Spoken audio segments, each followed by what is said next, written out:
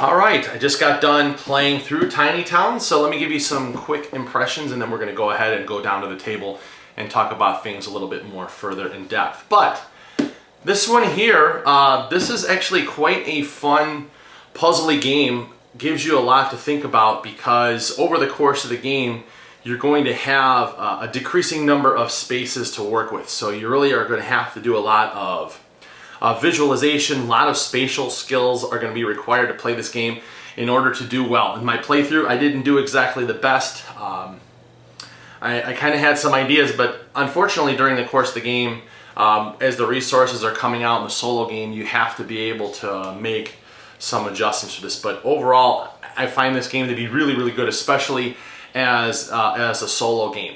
So let's go down to the table and we'll talk about things a little bit more.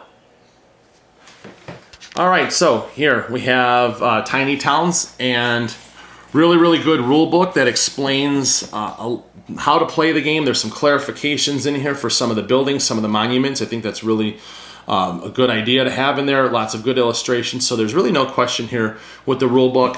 There's not that many pages. There's an 8-page rule book to get you up and playing. So really quick starting.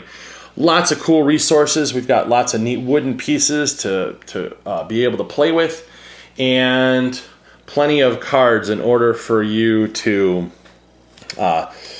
change the game up with, because here's the stack of additional cards that come with the game, and then here's another stack of monuments. So each one of these, we're going to shuffle up each pile and put one out.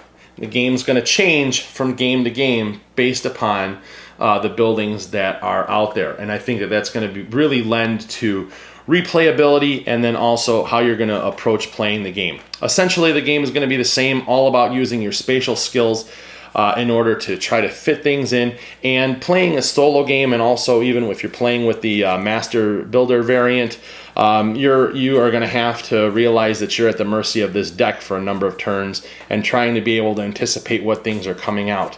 When you're playing the multiplayer game, you don't know how to read your other opponent's minds as they're calling out resources, but I think that this is the better way to play, and so I would use this when playing with the multiplayer. And the way that that's going to work is the deck is going to be shuffled up. You're going to take 5 of these cards and you're going to put them in a discard pile face down, and then you draw one face up. Everybody takes that resource. The next turn, another one gets turned face up, and that's going to be used. And then the third turn, and then people are going to be able to choose a resource on their own. And then once you go through this stack of cards, you shuffle up the discard pile and take 5 off and do it over again. So you don't really know the order of the resources is going to change, where here it keeps cycling around and around. But it's kind of hard to remember the order in which they're coming. But anyways, you have to be able to play this game on the fly. You can come up with initial strategy, but then as these resources are coming out, you're realizing that you're going to have to place them on the board. And so you're going to have to take with what's coming and how you're going to best work with them. And so, for me, initially, I wanted to score big points with these cloisters. And looking at the cards as they were coming out, I'm like, I started looking at it going, oh, well, I know right now if I looked at these cards, well, I need brick, I need glass. Those are 2 of the resources. If I start placing these right away, I'm hoping that I could build these in with the other ones as they're coming out and try and get them on the board right away, because if I can get these corners filled in, I still have a bunch more space to work with, instead of trying to have a bunch of other things out here and then I'm not going to be able to build those in. Because I thought that for the single building that scored me the most points, the cloisters did it for me. I scored 9 points on there. So, and again, if I look at this one, this is how this particular game was scored. If I change this out and we put a different one in, if we put in this chapel and we look at the scoring here, it's going to be 1 point for each fed cottage. Well, that's going to change. This is going to be a game changer here for me.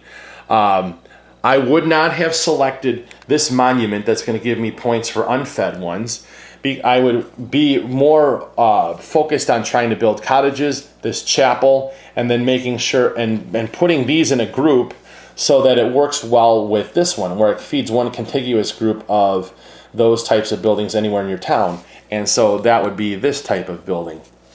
So again, seeing this out, this is going to totally change how the game would play, and that's, you know, swapping out each of these buildings is going to offer you a different gameplay experience. Again, it's going to all come out to how you're going to best be able to arrange things on the board and putting together this puzzle. I think it's a really, really neat game. I really enjoyed the gameplay of this. It's got a lot of replayability. If you're playing with multiplayer, it's got, you know, everybody's doing things simultaneously, so you can knock out a game really, really quick. I think that it's going to offer you, for those people who like to think spatially, it's going to really work on that. For people who have a hard time visualizing things, I think this is a good game to help exercise that and practice that, because you know, it's really neat to be able to put these things on the board and see things, but it's also going to be about training your brain as to taking these shapes, rotating them, flipping them, mirroring them. How are you going to be able to make that work on the board? And I think that that's going to be a really good skill development thing. So not only can this be used in playing a game at your house, but I think this is really be useful in schools for skill development. So really, really a neat game. Something that I would recommend, and heck of a lot of fun too. And so if you make sure that you click on the link in the video description if you didn't get a chance to check out my playthrough to see how the game plays from the solo perspective. And the game plays very similarly with the multiplayer as well. And the way that that would work is that we would shuffle up this deck, and we would have a card come off the top. Like I said, everybody would use this one. So right now, if I did this, okay, this would be wood. And then the next card would come off. Okay, everybody gets a stone. And then the next round, everybody's going to choose a resource on their own. They can choose whatever they want. Then the next turn would be, okay, everybody gets a wood. Everybody gets a wheat. Then they choose one of their own. And you go through the deck of cards. And then what happens is after you're done, you take all of these resource cards, you shuffle them up, you take 5 off of there, and you do it over again until the game ends. So really a neat way to play the game. I love using these, and just overall a really enjoyable game. All right, thanks for watching, and we will see you again soon. Bye-bye.